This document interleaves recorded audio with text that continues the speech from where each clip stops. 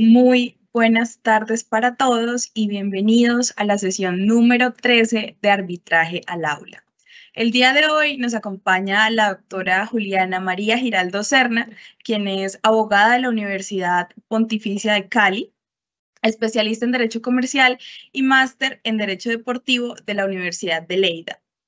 Es experta en mecanismos de resolución de conflictos gracias a su experiencia de casi 11 años como directora del Centro de Conciliación y Arbitraje de la Cámara de Comercio de Cali.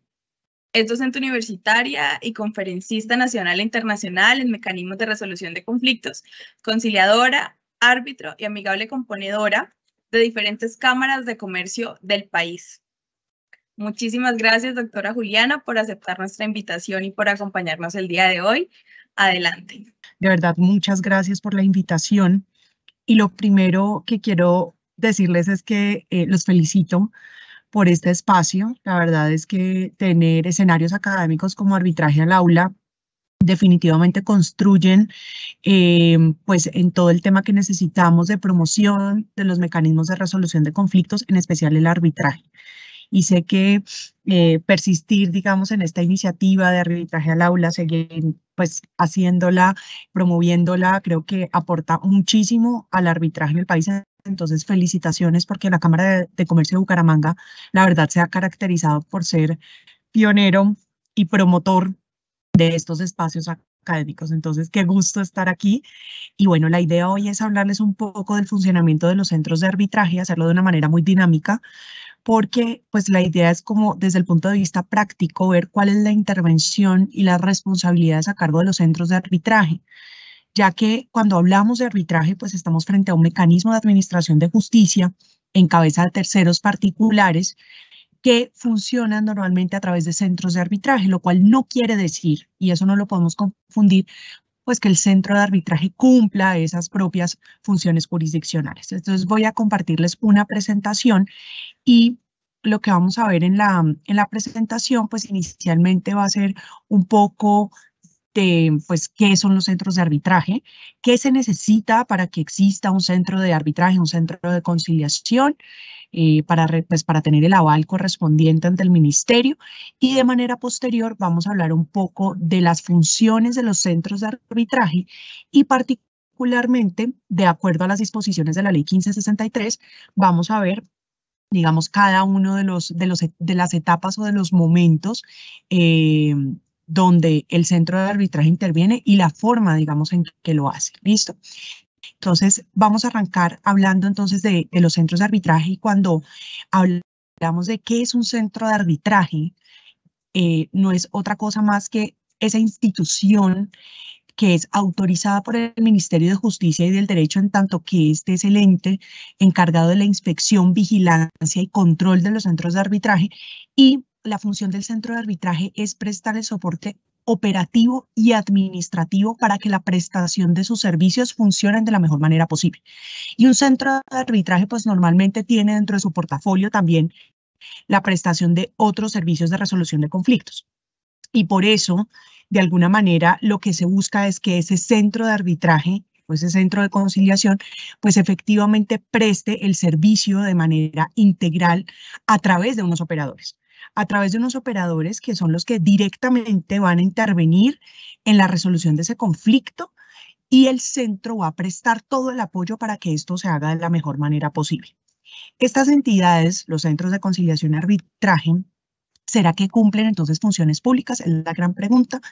Y aquí, frente a eso, es importante analizar que el centro tiene a su cargo poner a disposición todos los recursos logísticos, físicos, técnicos y financieros para que se desarrolle el procedimiento correspondiente, ya que de alguna manera poner a disposición todos estos servicios operativos y logísticos que se requieren van a apoyar efectivamente para que esta función de administración de justicia que ejercen los particulares, en este caso conciliadores y árbitros, sea de la mejor manera posible.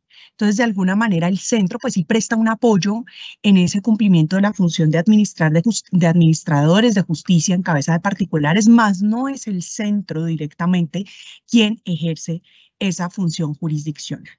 ¿Y cómo se llega a tener un centro de arbitraje? Entonces, Cuando vamos al estatuto de conciliación y varios decretos que tenemos de manera anterior, y pues ahorita hay un proyecto de decreto que también va a puntualizar qué se requiere para tener un centro, pues las primeras características que encontramos es que los centros de arbitraje y conciliación deben ser personas jurídicas sin ánimo de lucro.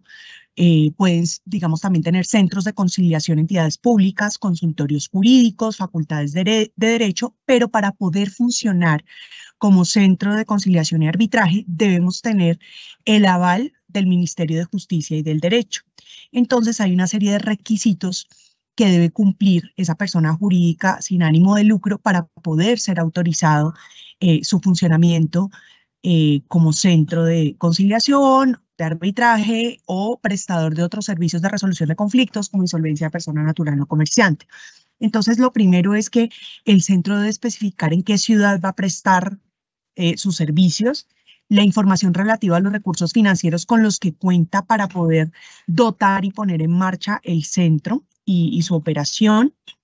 Adicional a eso, pues hay que anexar una serie de formalidades como el certificado de existencia y representación legal de la persona solicitante, fotografías, planos y folio de matrícula o contrato de arrendamiento donde va a funcionar esa sede física del centro sin perjuicio. Y hay que decirlo de que hoy en día realmente la mayoría de casos, por ejemplo en arbitraje, se adelantan de manera virtual. No obstante ello, el centro debe contar con una sede física porque debe proporcionársele al usuario la posibilidad de acudir, bien sea o a través de, digamos, de la virtualidad o a través de la presencialidad, como mejor se le acomode.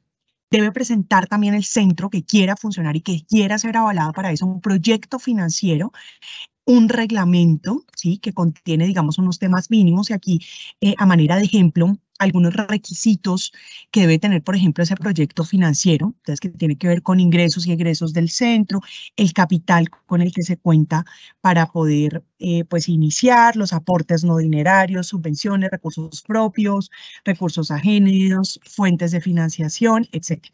Y de igual manera, debemos presentar los centros que quieren ser avalados un diagnóstico de conflictividad. Este diagnóstico de conflictividad le va a permitir, pues, al Ministerio de Justicia identificar esas características socioeconómicas del municipio donde va a prestar el servicio el respectivo centro de conciliación y arbitraje, la población objetivo, el tipo de controversias que normalmente se presentan, qué operadores de justicia están en territorio atendiendo estos conflictos.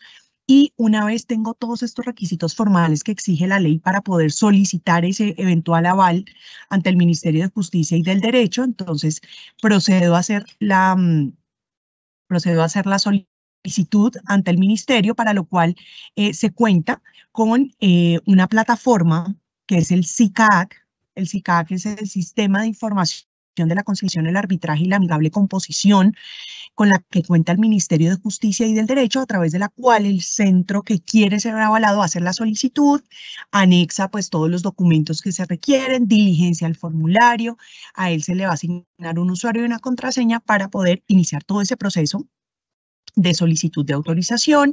Y una vez es radicada esa solicitud de autorización, la autoridad competente, esto es el Ministerio de Justicia, pues tiene 60 días para solicitar a la entidad, bien sea que complemente o adicione la documentación o pues resolver definitivamente sobre su aprobación. Si se cumplen los requisitos y si efectivamente el ministerio resuelve que hay lugar a la aprobación de ese centro, entonces así se expide una resolución donde se aprueba el funcionamiento del centro, se registra en el mismo SICAC. Y por ello, si ustedes quieren, por ejemplo, saber qué centros de arbitraje o de conciliación funcionan en diferentes ciudades, en algún municipio, digamos, en específico, ustedes pueden ingresar como ciudadanos a hacer la consulta pública de qué centros funcionan, digamos, en una determinada ciudad, y asimismo pueden, digamos, identificar si prestan el servicio de conciliación, de arbitraje, de amigable composición. Bien.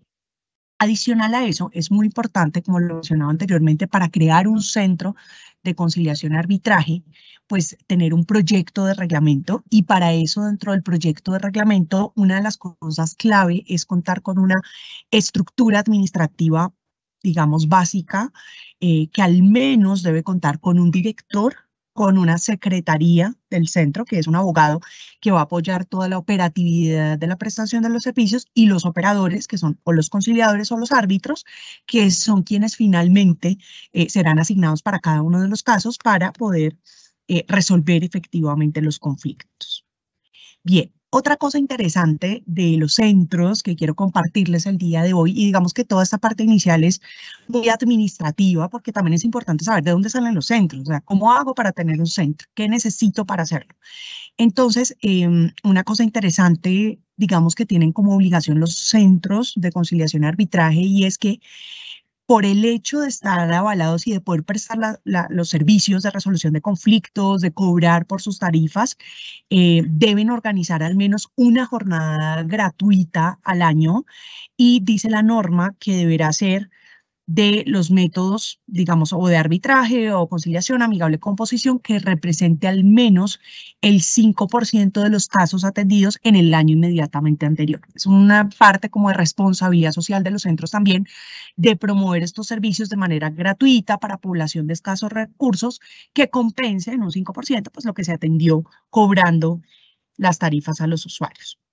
Importante tener en cuenta también que una vez un centro de conciliación y arbitraje es aprobado por el Ministerio de Justicia para prestar los servicios, toda la papelería del centro, todos los, digamos, todo lo que sirve para promover y divulgar la página web, brochures, todo el papel membrete, debe siempre tener este sello que dice vigilado por el Ministerio de Justicia y del Derecho. Entonces, eso importante tener en cuenta, digamos, estas generalidades de los centros de arbitraje, ya un poco administrativas, si se quiere, porque pues de alguna manera eso va a permitir que efectivamente un centro de arbitraje pueda prestar al público ese servicio de resolución de conflictos.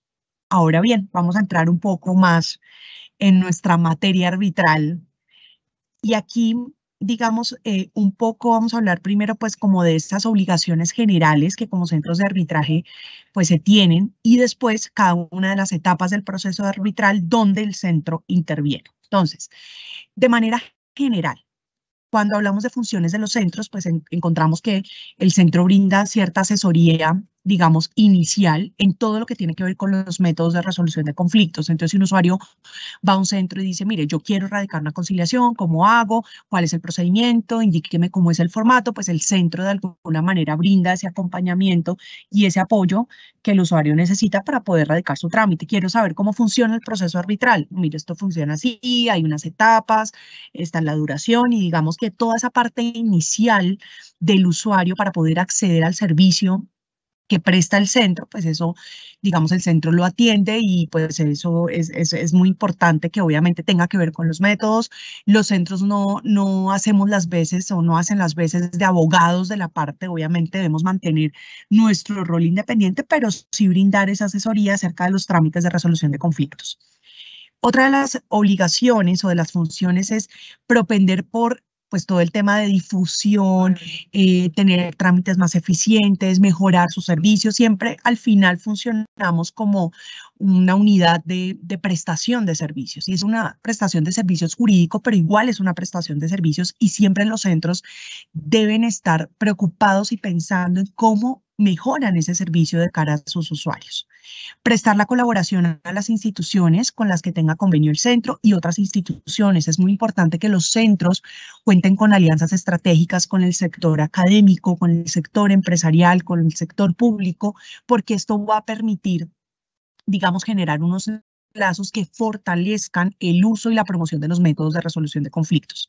Otra de las funciones, por supuesto, pues tiene que ver con toda la logística para la celebración de las respectivas audiencias. Es el labor del centro poner a disposición todos los elementos operativos, logísticos, físicos que requieren los operadores para prestar el servicio de una manera adecuada, y es muy importante también la educación continua de los operadores. Es importante que los conciliadores, los árbitros, los secretarios de tribunales arbitrales de los centros permanentemente estén capacitándose y actualizándose respecto de las nuevas, digamos, normas que salgan sobre la materia. Y para empezar a hablar también ya en materia arbitral, yo quiero arrancar con este artículo, que es el artículo 116 de la Constitución Política, que seguramente pues ya muchos de ustedes lo conocen. Este es un artículo pues muy importante porque de alguna manera es el punto de partida y de referencia que tienen los particulares para poder transitoriamente ejercer esa facultad de administración de justicia. Y es que este artículo 116 en esta parte dice, los particulares pueden ser investidos transitoriamente de la función de administrar justicia, en la condición de jurados en las causas criminales y en nuestro caso conciliadores o en la de árbitros habilitados por las partes para proferir fallos en derecho o en equidad en los términos que determine la ley. Entonces, este artículo 116 es la base fundamental de por qué el arbitraje tiene su razón de ser, por qué las partes pueden escoger dirimir sus controversias a través de arbitraje, siempre y cuando existan unos elementos clave que el mismo artículo mencionan, como lo es la habilitación de las partes a estos árbitros. Entonces vamos a desagregar un poco esas características constitucionales del arbitraje, ¿listo? Entonces, inicialmente vamos a mencionar pues que este arbitraje, una de las características es la habilitación o voluntariedad. Y esa característica me parece clave y a mí me gusta mucho dar una charla que es como la importancia del pacto arbitral y sus efectos, el alcance del pacto arbitral. Realmente sin la voluntariedad, sin que las partes pacten arbitraje, no tenemos arbitraje. Si esto no ocurre, el particular no puede ser investigado transitoriamente de esas facultades de administración de justicia. Se necesita sí o sí esta habilitación. Se necesita sí o sí que las partes decidan delegarle a este tercero esa habilidad de solucionar conflictos, esa potestad de solucionar conflictos. Y es voluntario, porque en principio, pues en Colombia el arbitraje no tiene el carácter de obligatorio. Yo no puedo imponerle a las partes que dejen de ir a la justicia ordinaria para irse a la justicia arbitral. Siempre debe surgir del acuerdo de las partes voluntario para que el arbitraje pueda proceder. La segunda característica es la temporalidad. ¿Por qué? Porque el árbitro es árbitro desde que se designa para resolver la controversia hasta que se finaliza el proceso arbitral. No es que yo por el hecho de estar en una lista de árbitros, entonces ya soy árbitro y ejerzo pues constantemente esa función de administrar justicia. No, se activa esa potestad de administración de justicia una vez soy asignado a un caso. En ese momento estoy ejerciendo esas facultades que otorga la Constitución y es temporal, porque inicia cuando me designan, finaliza cuando culmina el proceso arbitral. Tiene un carácter excepcional. ¿Por qué? Porque no todo puede ir a arbitraje. Y de hecho la norma es muy clara en determinar que para que pueda, digamos, un conflicto ser sometido a arbitraje, pues debe ser sobre una materia arbitrable, una materia sobre la cual las partes tengan la posibilidad de escoger llevarla a la justicia arbitral. Otra de las características es que esta es una figura de carácter procesal. ¿Por qué decimos eso? Pues porque al final, si ustedes analizan la naturaleza del arbitraje, pues tiene unas etapas, tiene unos momentos, tiene unos términos y tiene, digamos, un marco legal muy claro que al final respeta unos derechos fundamentales al debido proceso, el derecho de defensa, contradicción. Entonces, al final tiene un carácter procesal muy claro que el mismo estatuto de arbitral pues dispone y de igual manera el mismo estatuto refiere en lo no previsto en este al Código General del Proceso. Y finalmente el carácter judicial del árbitro. ¿Por qué? Pues porque al final ya dijimos que ese árbitro, cuando es árbitro, no hace otra cosa más que ejercer funciones jurisdiccionales. Luego el laudo que este emite va a tener unos efectos similares a los de una sentencia judicial. Y entonces, hablando de los centros de arbitraje, necesariamente viene a nuestra mente o debe venir a nuestra mente un concepto que es el de arbitraje institucional y esto versus el arbitraje ad hoc. Resulta que el estatuto arbitral establece que dependiendo de la naturaleza del arbitraje, este puede ser institucional o este puede ser ad hoc. Y de qué, digamos, depende que sea uno u otro. Entonces acá les traigo algunas características y algunos elementos diferenciadores entre uno y otro. Entonces vamos a encontrar por una parte que cuando hablamos de arbitraje institucional, esto significa que la administración, que la conducción del proceso arbitral está a cargo de un centro de arbitraje. ¿Listo? Esto quiere decir que todo el apoyo logístico, administrativo, de soporte al proceso, lo hace el centro de arbitraje. Entonces, ¿esto qué significa? Que existe la posibilidad que no sea así. Siempre hemos pensado, mire, cuando yo llego a un arbitral tiene que ser ante un centro. No necesariamente. El estatuto arbitral incorporó la figura del arbitraje ad hoc. ¿Esto qué quiere decir? Que yo no necesariamente tengo que llevar un proceso arbitral ante un centro de arbitraje. De hecho, yo puedo, si quiero, delegarle esa administración del proceso, esa conducción del proceso, como lo que haría pues, el centro de arbitraje a los árbitros directamente. Otra de las diferencias, y en ese sentido los árbitros van a definir dónde se va a sesionar, dónde se recibe la demanda, digamos todo el tema logístico que normalmente hace el centro, lo harían directamente los árbitros. En el arbitraje institucional, otra de las características es que se activa el proceso cuando yo radico mi demanda arbitral ante un centro de arbitraje. En cambio, en el ad hoc, pues el inicio no puede ser radicando una demanda porque ¿de dónde la voy a radicar si no hay centro de arbitraje? Entonces, inicia con el nombramiento de los árbitros. En el institucional siempre debe existir una figura, que es la figura del secretario, que es la persona encargada de todo el tema procesal y de apoyo, digamos, al trámite y a los árbitros y al desarrollo del proceso arbitral, sobre todo manejo de expedientes, notificaciones, digamos, toda esa parte de apoyo para la buena gestión del proceso arbitral. En cambio, en el ad hoc no es obligatorio contar con el secretario. Los árbitros, si a bien tienen, pueden nombrarlo o pues no necesariamente. ¿Listo?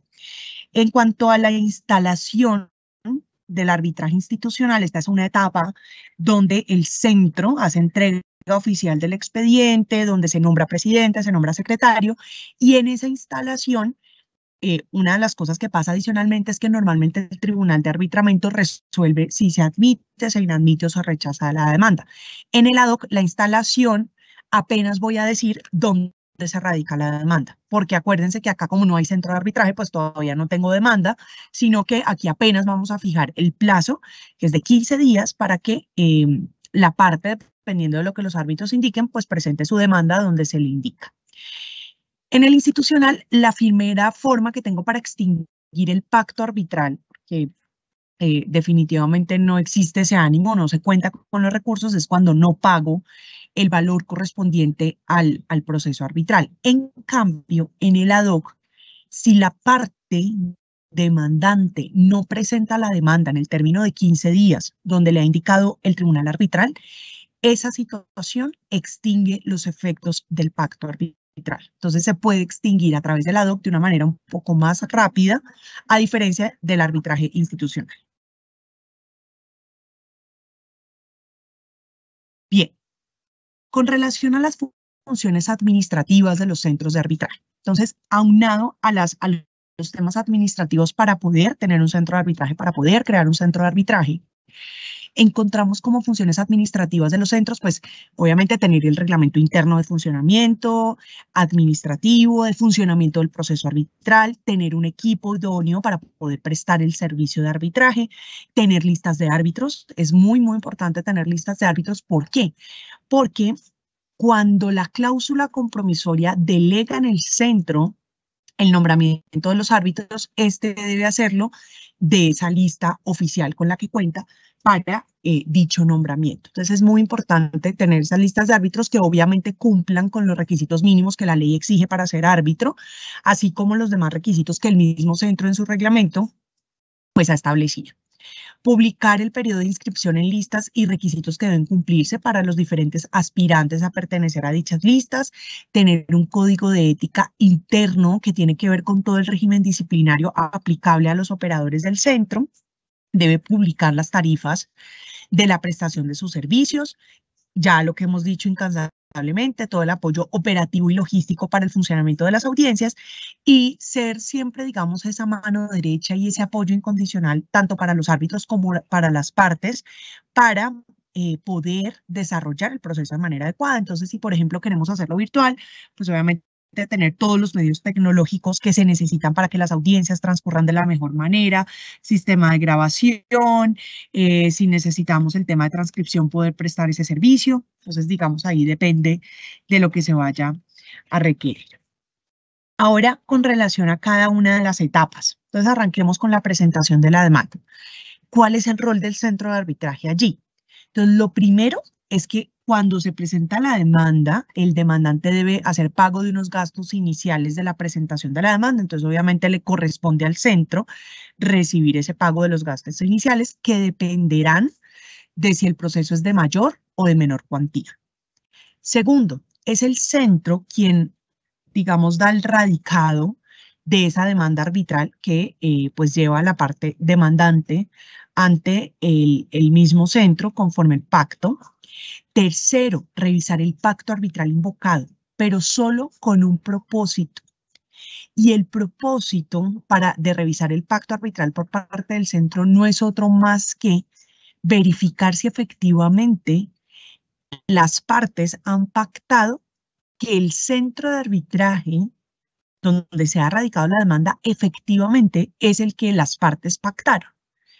El centro lo único que debe revisar es si su centro es el competente para poder recibir esa demanda arbitral. ¿Cómo lo valida? Pues revisando el pacto arbitral, el cual puede decir expresamente el tribunal arbitral funcionará en el centro de arbitraje de la Cámara de Comercio de Bucaramanga. Esa es una. O la otra es, la cláusula no dice nada, entonces allí va a validar cuál es el domicilio del demandado. Si el domicilio del demandado es la ciudad donde se está radicando la demanda arbitral, allí también el centro puede conocer de ese trámite arbitral, porque la ley indica que si las partes no han pactado expresamente el lugar de funcionamiento del tribunal, este será cualquier centro de arbitraje ubicado en el domicilio del demandado. Entonces, esa es otra función, digamos, al momento de presentar la demanda que debe cumplir el centro.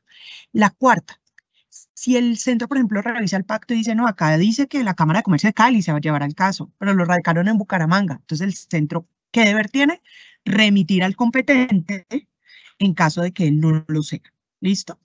Y finalmente, importante función del centro, y es que si hay una entidad pública demandada, pues hay que informar que se radicó la demanda arbitral a la Agencia Nacional de Defensa Jurídica del Estado. De igual manera, debemos citar para las diferentes etapas, digamos al principio, a cargo del centro, al Ministerio Público, para que pueda participar de dichas, digamos, audiencias. Y acá viene, digamos, una pregunta que quiero que nos hagamos y es, bueno, entendiendo que la función del centro de arbitraje es meramente administrativa y logística y que el artículo 12 de la ley 1563 dice que el proceso arbitral inicia con la presentación de la demanda además que debe cumplir todos los requisitos del, bueno, el CGP, en ese momento era Código de Procedimiento Civil, pero el CGP, acompañado del pacto, dirigido al centro, etcétera. La primera pregunta que nos surge es, ¿será que le corresponde al centro de arbitraje validar que efectivamente el documento que te están radicando es una demanda arbitral o no, que reúne todos los requisitos del CGP? ¿Será que el centro, cuando le llevan una demanda, dice, venga, no, qué pena, pero es que aquí usted no puso el lugar de notificaciones? Es que aquí no hay el juramento estimatorio. ¿Será que el alcance del centro es ese? Porque es que si el proceso arbitral inicia con la presentación de la demanda, ¿cómo sé yo, centro de arbitraje, que eso es una demanda?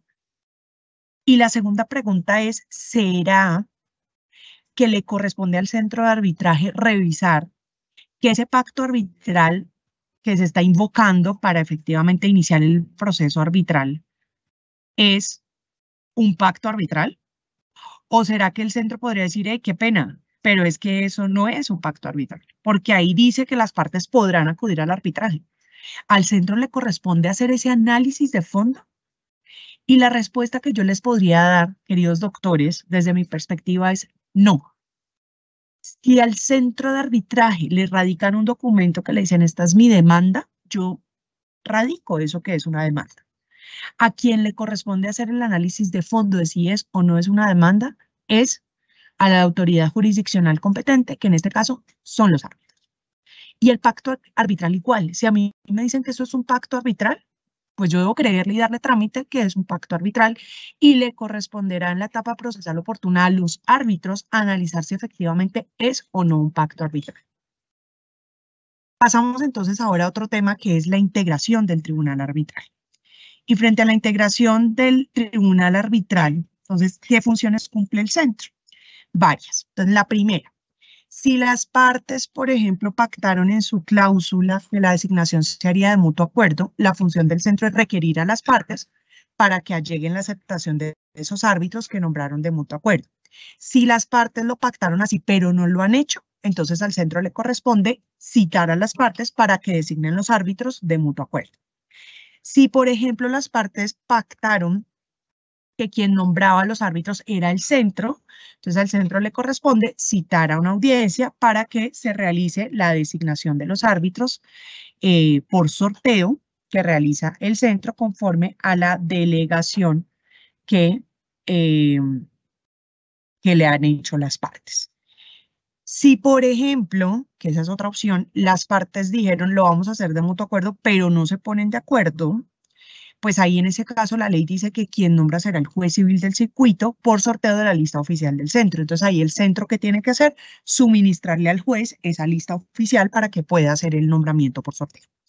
Otra de las funciones que tiene el centro es, ya tenemos árbitros y digamos, ya se nombró en la instalación, que lo vamos a ver más adelante, el secretario, pues le corresponde al centro informarle a estos personajes que han sido designados para atender el trámite y ya sabemos que ellos deben aceptar dentro de los 5 días siguientes y con ello cumplir con su deber de información.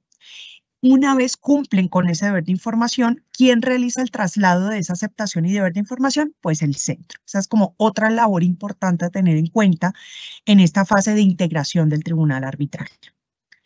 Con relación a la etapa de instalación del tribunal arbitral, y miren que más que todo la intervención del centro de arbitraje fuerte se da en esta etapa inicial de integración, de instalación, y efectivamente en la instalación, esta es una audiencia que convoca el centro, que lidera el centro, y por eso, pues lo primero que el centro debe hacer es programar fecha y hora para la realización de la audiencia.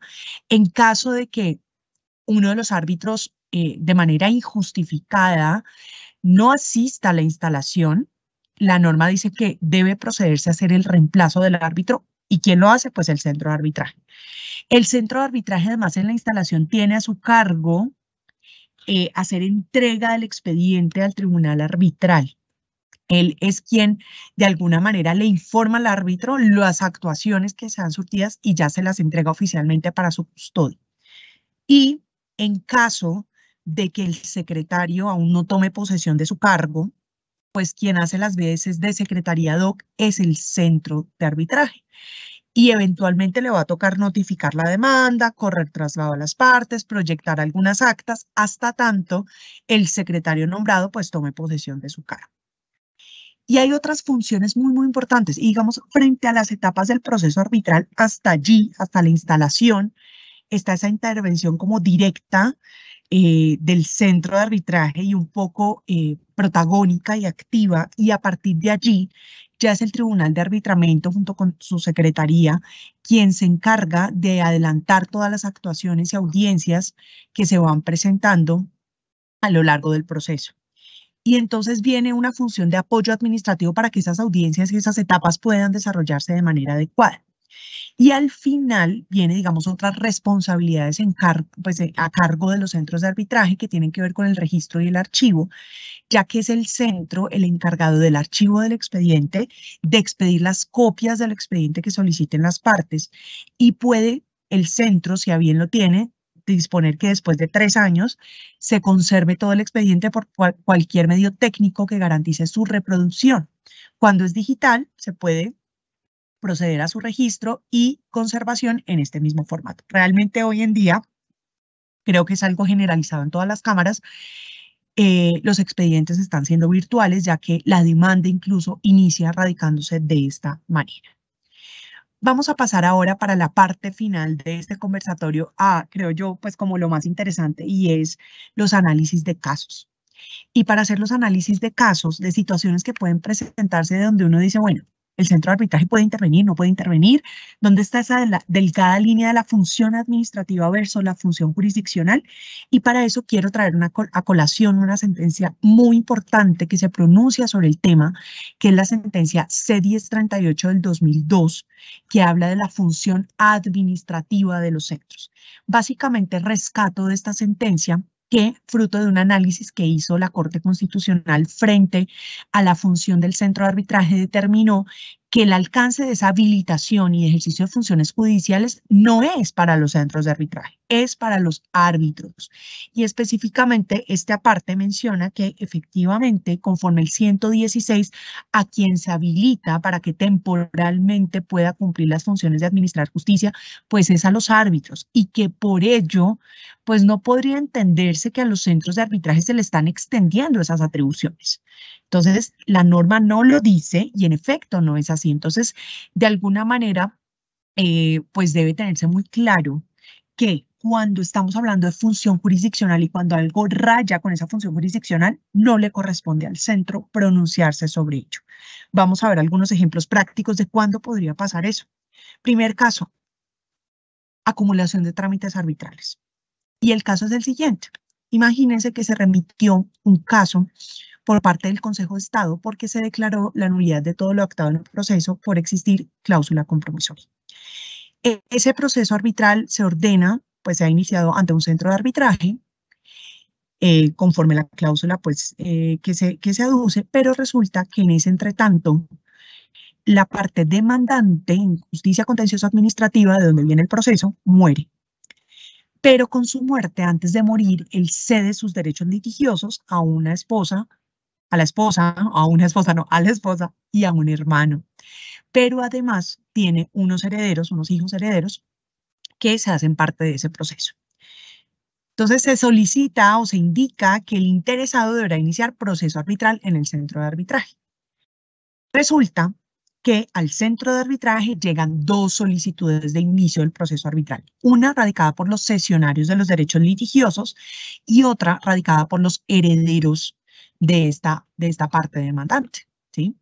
Ambos, digamos, ambos intereses contrapuestos, pero ambos tenían que ver con el mismo proceso arbitral. La pregunta es, si el centro de arbitraje advierte que se están radicando dos solicitudes independientes, pero que ambas tienen que ver con un proceso que es el mismo que viene del Consejo de Estado, ¿le corresponde al centro de arbitraje acumular esos procesos en uno solo? ¿Qué piensan ustedes? ¿Será que es el centro de arbitraje competente para decidir si hay acumulación o no? Pues la respuesta, doctores, a la luz de esta sentencia que acabamos de revisar es no. No, porque el centro no cumple funciones jurisdiccionales y la decisión sobre acumular procesos arbitrales al final requiere un análisis profundo de si se cumplen los presupuestos o no, análisis que le corresponde a quien administra justicia, que no es en este caso el centro. Entonces, miren, un caso práctico que pareciera ser sencillo, pero si yo lo analizo a la luz de esta sentencia y a la luz de las funciones y atribuciones de los centros, rápidamente mi respuesta es no. Puede que en la práctica, digamos, es lo que haya que hacer, hay que unirlos, es uno solo. Y ya se decide en el proceso arbitral quién tiene, digamos, ese derecho a ocupar esa posición procesal, pero no es el centro de arbitraje quien lo hace. Segundo caso, definir si el arbitraje es nacional o internacional. Este caso es una demanda arbitral donde una de las partes demandadas es una entidad que tiene casa matriz en Panamá. ¿Listo? El demandante, cuando radica su demanda arbitral, la hace bajo el supuesto de ser un arbitraje nacional. Sin embargo, cuando la demandada es convocada a la designación de árbitros, dice, no, qué pena, pero es que la casa matriz de la demandada es Panamá, luego se cumple uno de los criterios de internacionalidad del arbitraje, este arbitraje es internacional.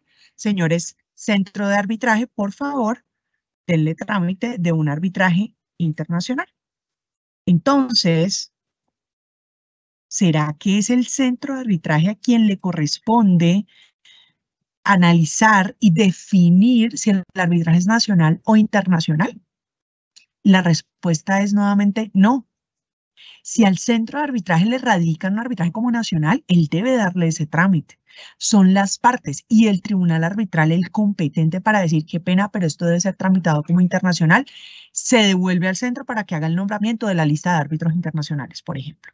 Entonces, son criterios que al final tienen que ver con decisiones de fondo que al final no le corresponden al centro, así se presenten situaciones al principio del inicio del trámite arbitral.